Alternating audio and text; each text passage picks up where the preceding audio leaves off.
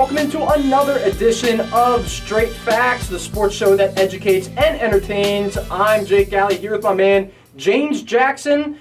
No Jewel Schmitz today. She's out for a good cause at the Phillies game, raising money for someone diagnosed with MS. We'll talk about that a little bit later. But miss you, Jewel. Yeah, we miss you, Jewel. This past week in sports, the Toronto Raptors eliminate the Milwaukee Bucks to advance to their first NBA Finals ever. The Lakers hire Frank Vogel as their new coach. The Astros shortstop Carlos Correa was placed on the 4 to 6 week IL with fractured ribs.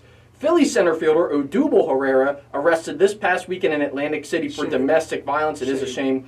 The Boston Bruins came back in Game 1 to beat the Blues in Game 1 of the Stanley Cup Finals. By the way, the Blues 0-13 all-time in Stanley Cup Final games. That's Blues indeed. Yeah, speaking of blue, Chelsea wins the Europa League title as well. That's right, and here comes a fact straight at you from the Diamond. On Sunday, this past Sunday, the second most home runs ever hit in a single day in MLB history. It's really seen, Jake, the rise of the long ball this year for the MLB. On pace this season to have the most home runs hit in a single season in MLB history. So let me ask you this. Do more home runs make the game more exciting, even though the trade-off is you're getting more strikeouts? Yeah, well, that's at least the thought behind it. I mean, really, you go around and look at all sports. Like, even in football, they're trying to make rules. Scoring up, yeah. Scoring up. In the NBA, they shoot more three-pointers. In NHL, they're looking to reduce the size of goalies' pads. So scoring, I think, pretty clearly brings in people to watch, or at least that is the thought.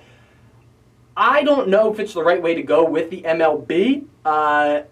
A lot of their fans are traditionalists. Mm-hmm. They like the old, I think it was Mike Schmidt said, the perfect swing is when you line drive the ball. You drive through it, it goes straight back where it came from. And a lot of the time what they're teaching now is these uppercut swings, get as much lift on the ball, and it plays back into like advanced analytics. Well, because especially the advanced analytics side, it's mainly to beat the shift, because if you're a pull ball hitter, it's easier to teach someone to hit under the ball to get up in the air than it is to try to teach them to go opposite field on like an inside pitch. Mm-hmm. That's just not going to happen. And for what it's worth, I don't know if the trade-off is worth it, because at the same time as we're on pace for the most home runs in a single season, we're on pace for the most strikeouts in a single season. And it speaks to exactly what you were just talking about, those kind of swings, because when you uppercut on a swing, you're either going to get most of the ball or just straight none of the ball, especially when you're trying to hit off-speed pitches. You're just going to swing and miss and whiff. We are seeing a lot more home runs, and I guess it makes the game more exciting. But if you're like someone who loves the game of baseball like me, you appreciate a single and a double just as much as you appreciate a home run. Yeah, and well, it's funny because back in the day, it was the players juicing. Barry Bonds, Mark McGwire, Sammy Sosa, all huge home run hitters. Some people say that's like the best era in baseball when people were using steroids. Right, and nowadays there's alleged juicing of the baseball rather than the juicing of the players. Now they said, okay, that's illegal. Now apparently they've altered the way that a ball is made. A lot of players think so. What the MLB says is that or independent analyzers, said that the baseball was altered to remove drag. So meaning like resistance? I guess. I mean, I'm not a scientist. I'm not physics. I'm a journalist. So what that seems to me is that they are trying to get the ball to travel more seamlessly through the air. In layman's terms, they put rubber in the middle of the ball to make it jump. Right, yeah. So it's illegal for players to juice, but it's not illegal for the MLB to just juice their baseballs to make it fly out of the park. And like you look all around the league and you see guys who, someone for instance, Derek Dietrich on the Reds, his last 6 hits while we're recording this on, what's today's date? Wednesday the 29th, his last 6 hits have been home runs. This is a 3 home run game his last And he had a 3 home run game just the other night. Up until this point, he had like 60 career home runs. Mm-hmm. So now he's hitting one about every 6.8 at bat. Which is ridiculous. Which is like, it's not sustainable. It's basically one every other game you're hitting a home run. So either we're going to find out that Derek Dietrich is a juicer, or this is just the new norm where guys will get hot with that uppercut swing, and all of a sudden you look up and they have 17 home runs. By the way, last season he had 16. Right. He has 17 already. It also changes the way you look at defense. It changes the way you look at pitchers' ERAs, their hits given up, their home runs given up, and where you got to put players in the outfield or even on the field in general. You can pretty much hide someone who's a really good offensive player and not a great defensive player, because most of the time they're not going to be asked to display the best kind of defensive skills, because the ball's going to be either staying in the catcher's mitt or flying over their heads. Yeah, and now to talk a little bit more about just the league as a whole, the Dodgers, favorite to win the NL for the 3rd straight season, they certainly capitalize off the long ball. Cody Bellinger can really we talked about him last episode. He's been a phenomenal player for them, really capitalizing on that. Right, and not only leads the MLB in basically, or at least the National League, in basically every offensive category, but he's doing it on the defensive side of the ball too. His last game on Sunday night, he had 2 defensive plays, 2 outfield assists that were just spectacular. The first one was on a little ground ball single up through the right side, and he got somebody at home. Got Michael Conforto at home against the Mets. And then the third one was a sky-high fly ball. And he does perfect way of circling the ball and then comes back, crow hops, and gets a laser beam throw to third base and gets Carlos Gomez. Well, what's crazy, they have him in right, correct? He's playing all over the place. He's right. Short, center field, I first remember, base. not too long ago, it was Yasiel Puig doing that, gunning people down from right field. They're a really exciting team. They're trying to become the first team since the 1923 Yankees to make the World Series after losing the previous 2 World Series. With Magic Johnson involved, it's been a clear goal of theirs to spend money, make them a very competitive team. Speaking of spending money, there are still a few notable free agents somehow floating around out there. It's just the way the MLB is nowadays. I just don't get it. I just don't get it. And a lot of the rumors are that once the MLB draft passes, there won't be picks tied to players, and it'll be a lot cleaner, and now we might see guys like Keuchel, like Kimbrel go. Where do you think could be a possible home for one of those guys? I mean, I know for biasly, I really like if you look at the Philadelphia Phillies, the clear void in their team is the back end of that bullpen. Now, to be fair, the Phillies bullpen, especially from Philadelphia Phillies fans, gets a lot more flack than it should. Like, the bullpen is one of the best bullpens in the NL, because when they're good, but when they're bad, they are very bad. Yeah. And they have 4 people on that bullpen right now that are injured, most notably David Robertson, who they spent money for in the offseason, and then Pat Neshek, who was an all-star a couple years ago, and he's one of the best out of their bullpen. So I think they just need to get on the phone with Craig Kimbrel. Matt Klentak just needs to get that response out to him and say, hey, we're willing to have you, we need you. And I also saw that Dallas Keuchel is willing to come down on his price tag to play on a team. Well, I mean, at this point, what's he going to do, right? Right, you're held out for too long. No one wants to pay that price tag. So now you got to find a home. And it's coming to the point where you either got to adjust your price tag, or teams are just going to figure out how to move without you in their lineup and just try to figure it out themselves. Yeah, it'll be really interesting. I don't think I can remember a time where those 2 big of guys, those 2 big names, I mean, we're pretty well into the season now, and they're still floating around out there. It'll be interesting to see where they land. Well, because they're not a Bryce Harper, Manny Machado, and Nolan Arenado, right? Like, it's like teams find closers. Like, the Phillies, Phillies kind of found Sir Anthony Dominguez, and now Hector Neris, too, who are playing pretty well. So as long as they keep playing, keep producing, if they pitch like they did last night, the Phillies are going to continue to hold off on Craig Kimbrel. But I think as it gets into these dog days of late July, August, early September, and as it comes to a playoff push, you need someone who's proven, like Craig Kimbrel, to go out and be lights out as he did for the Red Sox last year. Yeah, absolutely. All right, and before we move into the NBA now, here is a quick word about the upcoming giveaway we're doing. Hey, Jake, you know that long ball we're talking about? There's a great place to watch it, and that's our hometown Philadelphia Phillies. We're actually going to give away 2 tickets to a Phillies game on June 9th.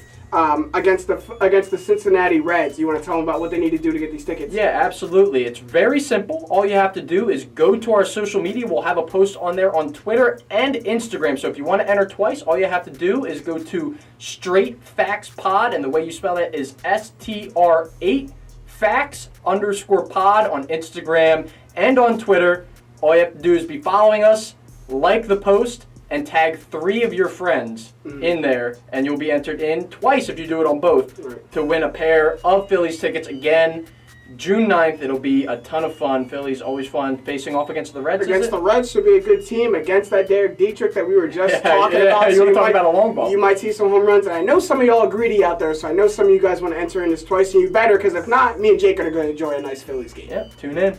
All right, transitioning from the diamond to the hardwood now, the NBA announced its all NBA teams, its NBA accolades this past week, and I gotta say, there's a pretty big controversy around this. So why don't we go through each of them, and we'll talk about what we had and what we agree and disagree with. So the first team right now, first team all NBA goes forward Giannis Antetokounmpo, Paul George, center Nikola Jokic, and then the guards James Harden and Steph Curry. I mean, I think it was a pretty good list, but then you have people like Kevin Durant on the second team, Embiid on the second team, Kemba over people like Bradley Beal, Donovan Mitchell, Klay Thompson. Do you agree with that first team All-NBA? It's really tough because it's like, how much emphasis do you put on counting stats and like circumstantial stuff? Like Jokic, for example. Being a Sixers fan, I'm a huge proponent of Joel Embiid, obviously. I think that he deserves to be on the first team solely because he played more games and his team was better, and they have about the same statistics. And for that reason, Jokic will be put on the first team, despite Embiid might be a better player overall. Like, if I was choosing for one game, I'd probably choose Joel Embiid. But in the scope of a season and looking at how they decide these teams, I think that's fair. And it's like the same thing goes for Paul George over Durant. Well, I mean, I might go Jokic because he's a little bit of a bigger factor on his team. I know that probably goes more into MVP than you're talking about first team, but you can't argue with statistics. You can't argue with the fact that he was on the court more than Joel Embiid. If you're on the court more, then how are you going to give someone who's injured and off the court more first team over someone who's been there for most of the season? Like, you can't. Well, you right, can't that's what plays it in a is. better conference too, and put his team with the number 2 seed. Here's all I'll say about this. Don't be biased. Don't be biased. You really can't get by this Joel Embiid thing just because you're a Sixers fan. Hey, I'll ask you this. If Jokic was as bad, if Embiid was as bad on offense as Jokic is on defense, he wouldn't have made any team. Jokic doesn't play much defense. And that's But Jokic didn't make it on NBA defensive team. Well, okay, that's all you have to know. As a center, I mean, it is what it is. It is what it is. He's a great It's an player. I'm offensive not going to minded league. take. It's an I'm not offensive going to take minded anything league, away. and Jokic How about you look was at amazing on How about you look at offense. the stats when they match up? Okay, how about that? I mean, to your point, if we're going to go all the way down this list, then it's probably the first team probably all should be shifted to the second team. Then, if we're going to go on matchup, especially when you're talking about like Dame Lillard versus Steph Curry and on all of that. Well, and it's even funnier now looking like Kawhi's on the second team with Giannis on the first team, where if you watch the last couple games of that series, it's pretty evident who should be first and second team. Well, this is why these, like, I have a huge problem with these type of awards being like only regular season awards, like voted on before the playoffs started. Because especially when you're talking about, like, forget the all teams, all defensive, all NBA. Let's look at like defensive player of the year, and especially the MVP award. Like, if I asked you right now, right in this time, who is the MVP of the NBA, there's pretty much one answer. You want me to say LeBron, but I'm not No. going to. I don't want you to say LeBron. LeBron's always the most important player. Of course. But Most that's a valuable given. player is It's Giannis. Kawhi. No, it is Kawhi. Listen. It's Giannis. No, it's not. In the regular season, at Because least. who are the three? It's the same thing that we were just talking about with Embiid. The three MVP finalists are all seen as three players who kind of like crapped out in the playoffs, who kind of fell a little bit short. Right, this year at least. This year at least, and the person who is definitively the best player in these playoffs left, the sole reason his team is headed to the first ever finals in their franchise history, isn't even an MVP finalist. No, because if like, I get at the end of the regular season, probably Kawhi wasn't in that list, but if you're going to tell me right now through regular season and playoffs that Kawhi isn't so an let me get MVP, like that's ridiculous to me. So are you petitioning that they should either add one for the postseason, or would you rather just have it be all-inclusive? All-inclusive. It should be regular season. How is that fair to Kemba Walker? His teammates suck. He's one of the best guards in the league. Is Kemba Walker an MVP candidate? No. Well, okay, but for the first and third teams as well. You were saying that with Kawhi Leonard and... I'm not saying if you don't make the playoffs. Even with if you're an MVP candidate. Like, for an MVP candidate, you can't tell me there's a legit That's why they have a finals MVP. You legit kept finals MVP. There's 3 series before you get to the finals. Like, it shouldn't, like the playoffs shouldn't be maybe as big of an indicator as the regular season, but you can't just discount the playoffs altogether. It's the biggest stage. It's where the biggest players step up in the biggest stage. Right, I agree with you, but and this is actually something that Adam Silver had touched on. They were reviewing a couple different changes that they might want to make to the NBA format, essentially all centered around the idea that we play 82 games, we play well into the summer. There should be more than just one prize for people to win. A couple of those ideas were like have a mid-season tournament where the league just stops. Come on, this isn't like UEFA soccer. Yep, and that's We're what they not wanted doing to model it after. Maybe if you go barking up that tree, maybe you'll have some success with your newfound. Look, MVP all I'm status. saying is we're going to get an MVP from someone who fell short of the ultimate expectation and the ultimate goal of getting to the finals. And What was Russ? Look, what? When Russ won, when most, Okay, of, them, when most of them win. even more to you're just aiding my point right now. This is all just aiding my point. But I'm saying that that's the way it's always been. Even the one who probably should win it in Giannis, or who's going to win it in Giannis, fell short in the last 2 games of his series. Got just completely Well, dominated. it's funny because a lot of the times for MVP, they won't choose a guy who they've been repetitive, like LeBron, essentially voter fatigue. Right. So a lot of the guys who are up for MVP are there because they're kind of fresh faces. Mm-hmm. And what happens to fresh faces in the playoffs? They crapped out. Well, it's changed, so they should either adjust the way they vote for the MVP or make it a new award. Make it, because you know how in NCAA tournament it's not MVP, it's most outstanding player. Mm-hmm. Make it that. Or best breakout season or something like that. Because that's truly what it is. It's who had the biggest breakout of a season this year. Not necessarily who's the most valuable to their team. Because we know if it's truly voting on who's the most valuable to their team, for the past 8 years you can't tell me there's a person more valuable to their team than LeBron James. Yeah, well, and this year he went through some injuries for like And the was first still time probably the ever. most valuable And person was still, on right, his and team. you could make the case. We'll see next year. He'll be competitive next year. But moving along to the All-NBA defensive teams.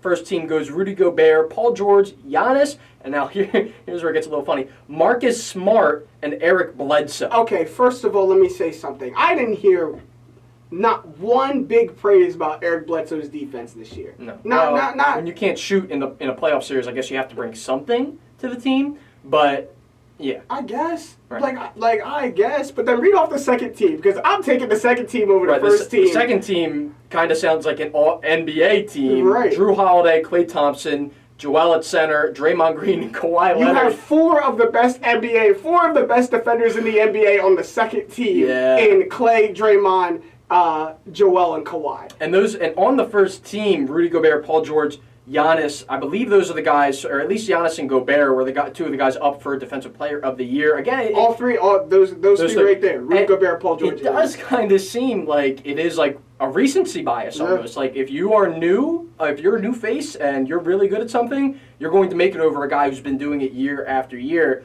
That second team between Paul Embiid- George, I get. Paul George led the league in steals. Had a career. And he high. also is a career good Had defender. a career high in blocks too. I can see that. Rudy Gobert, they might would have appeased him because he cried at the All-Star voting. And I guess Giannis is more of like a presence than statistics can back. Like you try to drive on Giannis and stuff just doesn't. Or if go he's well. not even on the ball, like you think you have a nice little dump off pass in the paint, and all of a sudden he comes weak a side. 6-foot arm comes out of nowhere. Right? Yeah. Yeah. I mean, I get that. We can also transition to the all-rookie team because someone who people expected to make this all-rookie team and did not make it, Miles Bridges, came out and said that he didn't deserve to make the all-rookie team because he played, and I quote, like ass all year. Do you agree with Miles Bridges and his assessment of himself?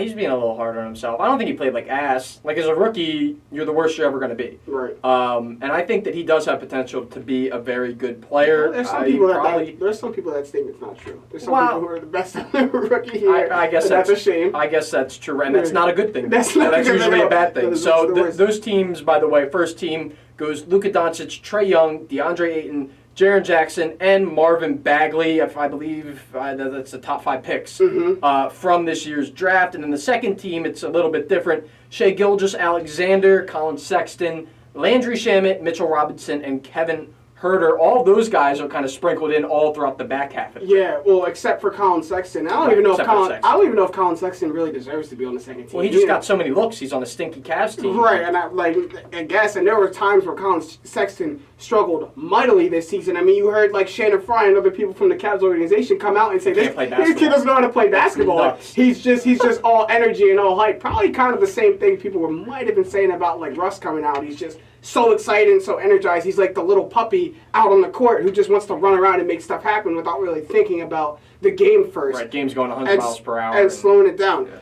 The Clippers have 2 players on the all-rookie second team, and they should, especially Landry Shamet, who, if you're a Sixers fan, you saw him up close and personal before he went to L.A. and is developing into one of the best shooters in the NBA. Yeah, and so the big difference with these 2 teams, like first team, those guys, at least the ones that are listed this year, are expected to be franchise-altering stars. For the second team, those are guys, I look down that list, all of them are guys who will take a competitive team like the Clippers and just bump them up to an over-the-top team. Give like them that little notch up. Right, more role players in the second team, and that's okay. Like you said, Landry Shamet, in a couple years, will be one of the best contracts in the league. Mm-hmm. He's going to be he's already a really good shooter, and he's going to be on a contract that's paying him pennies. Mitchell Robinson's another against guy. Game 1 against the Warriors, we broke the rookie record for most threes in a playoff game, correct? Had like 8 threes in a playoff game. Yeah, and he was pretty instrumental in one of their wins. A guy who I'm glad is getting shine is Kevin Huerter. What they call him Red Rocket or something. The Red Mamba or something like that. I think it might be Red Mamba. Red Mamba on the Atlanta Hawks guy out of Maryland, a straight shooter, and a guy that Hawks fans were like praising so much during the regular season. Didn't get a whole lot of national shine, but was a really good player for those Hawks. Well, and the Hawks are kind of developing their team almost as like a mini Warriors. You have your pull-up shooting guard in Trae Young, who's phenomenal, and then Kevin Huerter, who's just a big 2-guard who can defend, he can shoot, he can go to the rim. I did like Huerter coming out of the draft. I actually drafted him and traded him in my Dynasty Fantasy Basketball League. Well, there you go. Great GM move. Hey, I got Pascal Siakam, man. Pascal, he really pulled through. I got 3rd place this year. You were loving Pascal. But, yeah, so Huerter, Mitchell Robinson for the Knicks. He has been a boon for them in the second round, a guy who had questions about his motor coming in. Does he even like basketball? And he showed out. He was a A1 rim protector and a guy who, without Kristaps Porzingis, now is going to get a big share of the defensive load down there in the paint, protecting the rim. Yeah, he got aided from Kevin Knox's injury going out. Him and Alonzo Trier kind of became a little bit of the forefront of that Knicks team. When stuff started to go south, they didn't have to worry about anything much but just going out and playing their brand of basketball, just bringing energy and effort into the court each night, and that's what they did. Moving back to Colin Sexton, the reason why he probably landed on that second team all-rookie is because he had a much better back half of the season than he did the first half. The first half of the season, the first 53 games, he was averaging 14, 3, and 3 on 40% shooting, which is went around the times of him not knowing how to play basketball really come in. After the All-Star break, he kind of bounced back, and his last 29 games, 21, 3, and 3. I mean, his points, the only thing that went up on 47% shooting. So not like monumental improvement, but improvement nonetheless, enough to land you on the second team all-rookie. Absolutely, and enough of those accolades. How about the accolade that really matters? The NBA Finals coming up, Warriors versus Raptors. Some weird finals, man. It is just bizarre. Weird finals. Someone said, like, what are the chances that there's 2 national anthems in the NBA Finals and only 1 national anthem being played in the Stanley Cup Finals, meaning there's a Canadian team here, there's not a Canadian team there. The Raptors, though. Oh, Canada is it's a subpar national anthem too. If I say. I'm sorry for that comment, Canada. It is.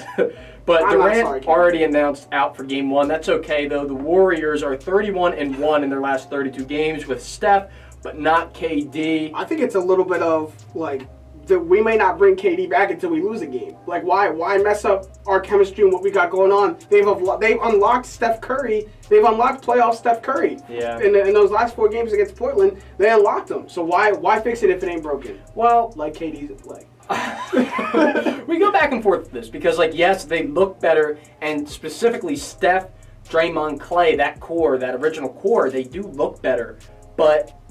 I mean, I don't. The last 3 years with Curry and Durant both on the court, the Warriors are 15.2 per 100 possessions compared to plus 11.8 per 100 possessions with Curry, but no Durant. So they are slightly better with both of them. Obviously, like that's not I think the eye test gets people a little bit carried away because yes, it's a beautiful brand of basketball, but sometimes you just have to rain hellfire, give the ball to Kevin Durant, and let him demolish whoever's in front of him. And look, we were making this point off camera earlier. If you go back to playoffs and finals in the past, like the Warriors may be a harder team to guard, but they don't beat at least the 2017 Cavs without Kevin Durant. They don't beat them. They just need someone to match the firepower of LeBron James. And they definitely don't beat the Rockets last year in the Western Conference Finals without Durant. If it's all on Steph Curry last year, the Rockets, even though CP3 goes down, the Rockets probably win either in Game 6 when CP goes down or they win in Game 7. Yeah, the Warriors have won at least one road game in their last 22 playoff series, and they are 18-1 in Game 1s under Steve Kerr. So Game 1's going to be in Toronto. This will be really the chance, these first two games, if Toronto can take them, you really set yourself up. Right now, odds makers are only giving the Raptors a 27% chance to win. Is that, how do you feel about that? I mean, I feel that's right because they say the series doesn't start until a home team loses a game. So if that happens in the first two games, then the series, it takes a turn for the worse. But we also said that for the Raptors in the Eastern Conference Finals. No one really thought that they were going to come back down 2-0, and then they ended up winning 4 straight. So if they could take care of business at home and send it back to Oracle with a 2-0 lead and really put the pressure on the Warriors, it may also make them decide to play KD and or Boogie. Let's not forget that Boogie wants to try to come back. Oh my God! Boogie wants to try to come back. Forgotten and overlooked. I mean, granted, he wasn't. Like, they had a better on-off split with him off the court, but just in terms of straight-up matchups, I mean, I guess you have Gasol guarding him. That's what I'm saying. Boogie may help them, may not help them in, the transition up-pace game, but where he does help them is rebounding. Because when the Warriors bring players like Kevon Looney into the game, it helps them rebound, but when the Raptors go big, the Raptors at some point are going to want to go big with both Ibaka and Gasol in the game. They had a lot of success with that. And Siakam, they get really long. Sixers, yeah. Right, they get really long, so that may,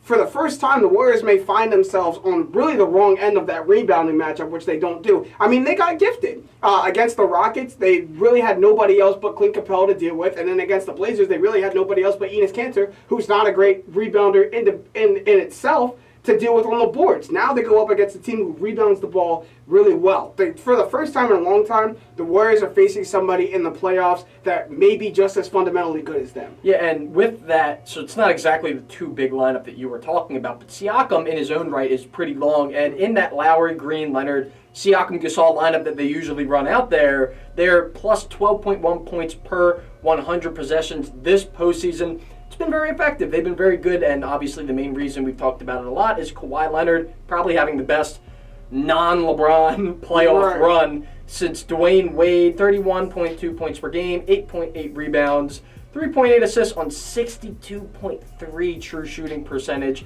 It's just insane. It really is beyond words. And then, of course, you tack on the two, or the couple of moments. I mean, there's multiple moments from the Bucks series, and then obviously the game winner against the Sixers etches his name in history. Kawhi, I thank Kawhi because no, not as a Sixers fan, just as an objective fan, because it now contextualizes LeBron's dominance. It really does. Someone was like, "Oh, he's better than LeBron. He's the most clutch ever." And then what LeBron did last year. I mean, he had 8 40-plus point games. Kawhi has 2 in this run. Right. And then you look at the quality of team. LeBron's Cavs should have barely have made the playoffs and they didn't have Kevin Love either. Right. I'm talking about the lineup without Kevin Love. Isn't really even a playoff team. It's a lottery team.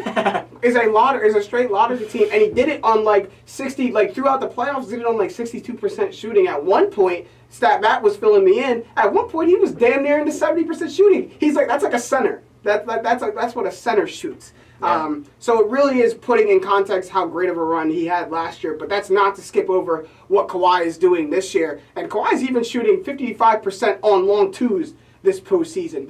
The quote-unquote lost art in the NBA, Kawhi has found He's been eating there. And it's something that the Warriors don't know how, aren't focused on guarding. They may now because they know that's where he's going, but they're great at guarding the interior, and they're great at guarding the three-point line, but no one is specialized with guarding that mid-sized pick and roll that happens at the foul line. Well, and the in-and-out game of the NBA now, really emphasizes guarding the rim or guarding the three-point line, one or the other. They're like almost going to give you a long two. And if you're going to They give them do. They want you to shoot. A contested long two is technically the worst shot in basketball, according to the NBA Advanced That's what I'm saying. Analytics. At some point, like I say this all the time, like I know we're straight facts and we harp on statistics and stuff, but at some point you got to throw those analytics out the window and play basketball and know that if Kawhi is going to pull up for a foul line J, you must contest it. Like, don't just give it to him, oh, we'll live with that. No, you're going to lose. Well, you know who will contest it? Draymond Green is going to have him played to a T, I think. And Draymond...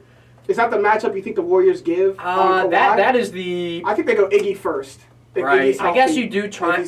I think you're just kind of fooling yourself if you really think you're going to be able to. Maybe you try and steal once Durant comes back.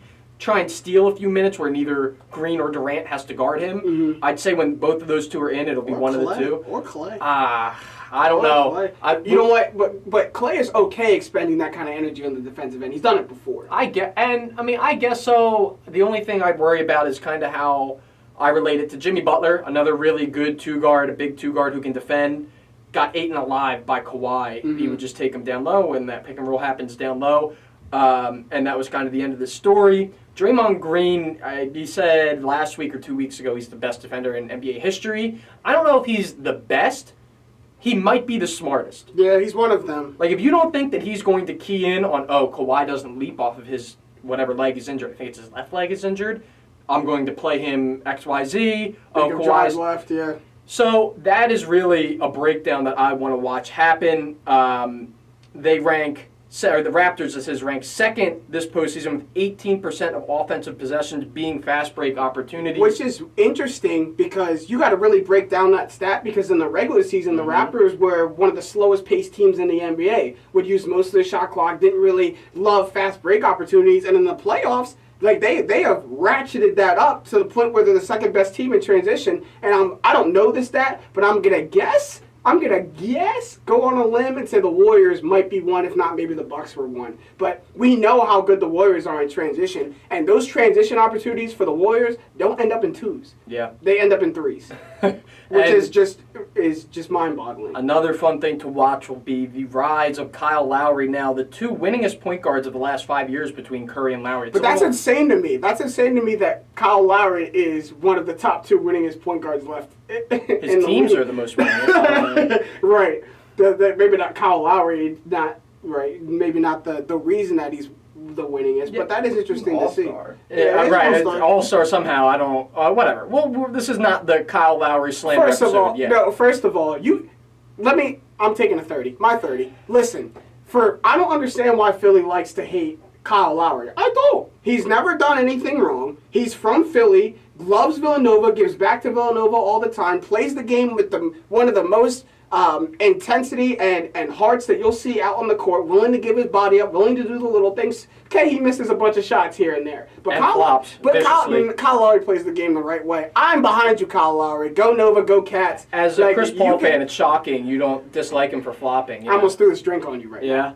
I'm sure Greg would love that all over the studio. Whatever. For a Chris Paul comment.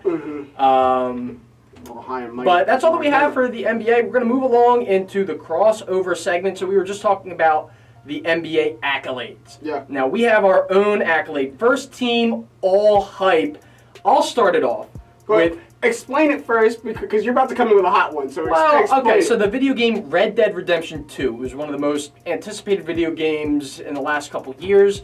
Extremely successful franchise. I played the first one, loved it. Got the second one, and it turns out it's just a reskin GTA 5. Whoa. Same exact thing. Whoa. They were making changes to GTA like 3 weeks after they had released their brand new video game. They're still making changes and adding stuff to a game that was about 6-7 years old when their brand new game just came out, and they don't add anything in there. They actually just did add a bunch of stuff into the multiplayer. Maybe it'll change it around, but I think it flopped. Okay, whoa. So that's what I was about to ask you. Now, just because it didn't live up to its hype, does that mean it flopped? No, I mean, the story mode was phenomenal. It was aesthetically pleasing, and there was a lot of interesting stuff that you could do.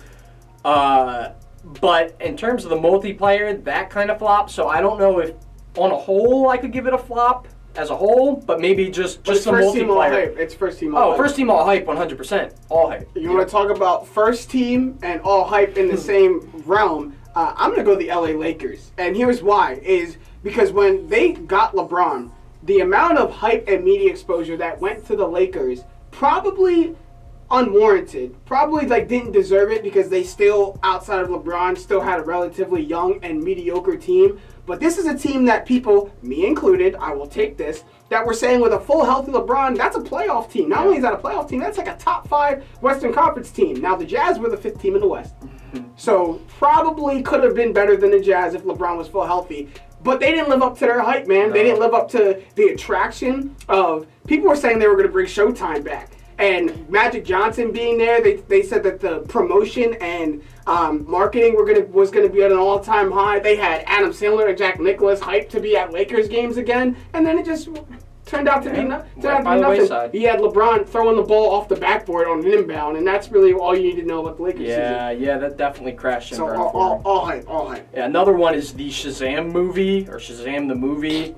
Yeah, I'm not like a huge DC comic guy. Shazam, the superhero in the DC realm. I hear Shazam and I think of the music guy. Yeah, right. It looked like a pretty highly produced movie. Essentially, it's a kid who somehow gains powers and says Shazam and he turns into some big superhero. No, but it's not. The superhero isn't him. The superhero, like when he says Shazam, it's the superhero like comes out of the sky, or it's supposed to be like an extension. Case of in him. point, James, neither of us have seen the movie. Why? Because it flopped. It ranked on Rotten Tomatoes as the second most anticipated movie of the year, and it goes ahead of stuff like Toy Story 4, Aladdin, the live-action Lion King. Like it goes ahead of movies that were Pet Sematary, like supposed to be like really high anticipated movies, and like I haven't heard one thing about Shazam. I mean, that just shows you what DC movies do for you, right? Like if it's not Marvel, it's nothing. This next one, for the 4th member of First Team All Hype, I'm gonna get some backlash for this, but I'm gonna say it anyway. The Chance song "Groceries," like people were waiting for. Chance hadn't dropped a major song, or he dropped that little 4-song EP a couple years ago, but basically since Coloring Book, Chance, it was last year almost. Coming up. Yeah. Chance hadn't dropped anything big since Coloring Book, so he's dropping a new album on July 17th, and the first single off of it is this song "Groceries," and look. The beat's hot, the production's hot, the flow is hot, it's catchy, but when you break down the lyrics, bro, he's saying a bunch of stuff without saying anything. Traffic, trying to find my chapstick.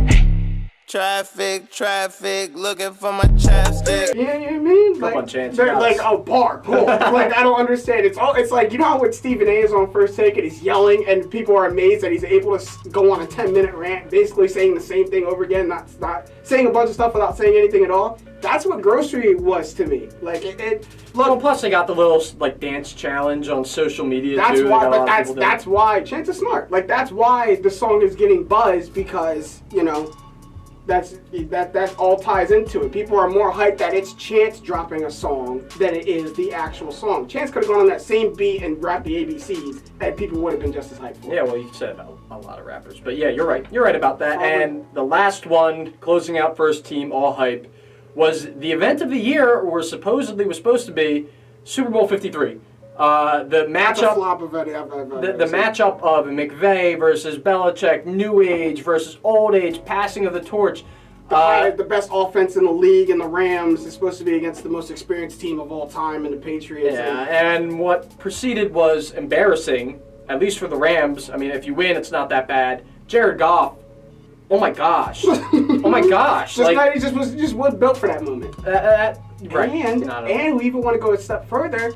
The halftime show was supposed to be lit. People were kind of hyped for the halftime show. Maroon 5, Travis, and Cardi. And Travis literally got on, did one verse of his most hyped song in sicko mode, and popped right out. And then I had to watch Adam Levine shirtless dry hump the air. Like, I didn't like that. Don't forget when they pump faked everyone thinking they're going to honor SpongeBob. Right. And they bring it in, and it's sicko mode. Twitter, like that's why the NFL is such a poorly run organization, because for any other league, if you see that kind of traction on Twitter for calling it, like if the NBA would have seen that, you couldn't tell me the Bubble Bowl wouldn't have come out in the halftime show. But the NFL is just like, they barely got Travis out there. They barely had him. He barely was rapping his song. Like, he barely had him practice for his performance. And like, look, Super Bowl 53 was supposed to be the creme de la creme event, and a lot of people forget that it happened this year. Yeah, well, hopefully we get a better one next year.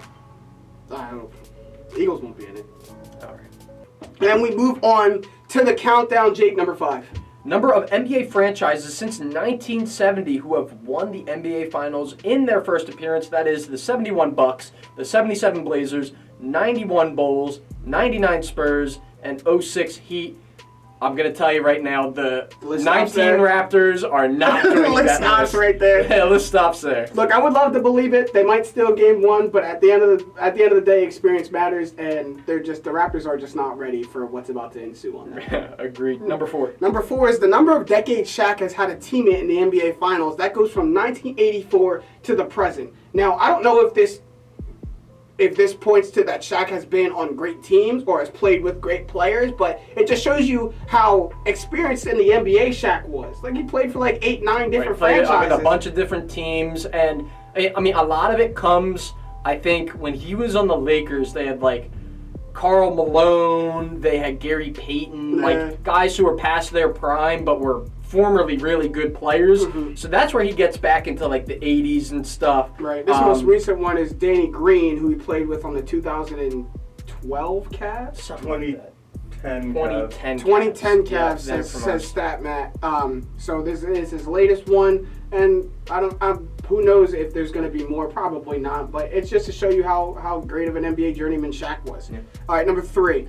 Number of World Cups the U.S. women's national team has won. They're going for 4. And 91, 99, 15, and 19, you can book it. Those ladies can really play some soccer. Shout out Julie Ertz, wife of my favorite team's best tight end, Zach Ertz. Right. But Abby Wambach making the Hall of Fame. Abby Wambach also making the Hall of Fame. Yeah, I mean, they're a very dominant team. And Alex Morgan coming off of, she's been a little injury plagued the last couple of years and is coming back and re-emerged as the best forward in the world. And they really only have, I mean, you look at their group, they're going to make it out the group stage without a blemish. Like, the only team that's like remotely close to them is Switzerland, and they might take care of Switzerland with the ease. Yeah, I agree with you. Number 2. Number 2 is the number of seasons until the current NFL CBA collective bargaining agreement expires until they get a new one. And I'm hearing a lot of clamoring that people should just prepare for a lockout. We already know how bad the NFL is run. And look, if the NFL wants to get any worse, they should not get to this collective bargaining agreement without arbitrary. I mean, they love this, don't they? They just love the land. They love fighting. Well, I mean, it's the most lucrative league. I understand you want to fight for your money, but like all the other leagues seem to be able to avoid lockouts consistently. I mean, the NBA had a lockout, but it was it was only half a season lockout. They got back into it. So Right. And it doesn't happen often with the NFL. I don't know. I feel like it happens often. All right, let's go. Number 1. Number of days it took for Bronny Jr., LeBron James' son, to reach 1 million followers on Instagram. That's a pretty quick come up. Yeah. He also went wild. He might have got his IG privileges revoked yeah, as soon as he got him going wild. Look, we've all been there. We've all been a 14-year-old, 15-year-old. I remember when my dad finally got my MySpace. You remember MySpace? I never had it. My parents didn't let me have one. My dad didn't let me get a MySpace for the longest time. He let me get it literally as MySpace was dying and Facebook was coming into its own. And I had a little 2-week stretch where I was wilding out on MySpace. You couldn't tell me nothing. Yeah, I mean, as a young kid, too, you have 1 million followers. I can't even imagine what And that's he's like. probably he's the most exposed 14-year-old. I mean, he has BR Kicks following him through his AAU. I mean, he's journey. LeBron's son. You know what I mean? And he's just going to get that. Yep. But that's all the time we have for this episode. We're going to go to At the Buzzer. Jake, got anything to say at the buzzer? Yeah, so I'll plug Jewel right now is out trying to raise money for Spike's Wolfpack. It's through the MS Walk. This is the brother, I believe, Spike Clark is the brother of John Clark, who is on NBC Sports Philadelphia. He's a well-known face. They're trying to raise money. You can go on to Walk MS. Newtown 2019 is the place that you can donate. Look up Spike's Wolfpack, and you'll be able to find that there. It's a great cause. Right. That is a great cause. And Jewel, I'm so happy that you're out supporting something like that. Be sure to rep straight facts when you're out there. But just a great thing that she's a part of. I have something a little less serious and just, an overall complaint of mine. So I was at Giant this past week.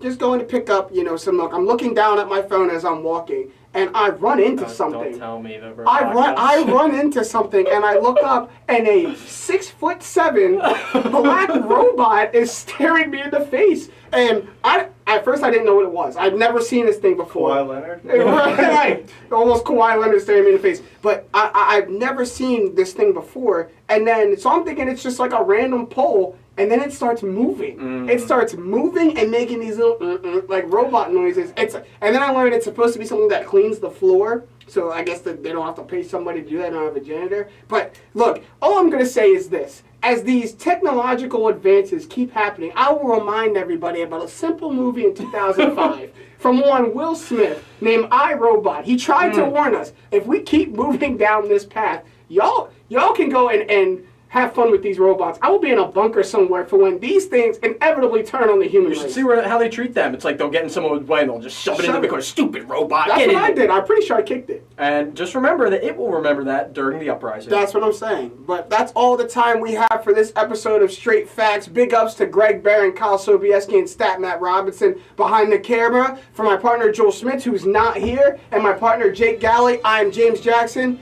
and these have been the facts. Straight up.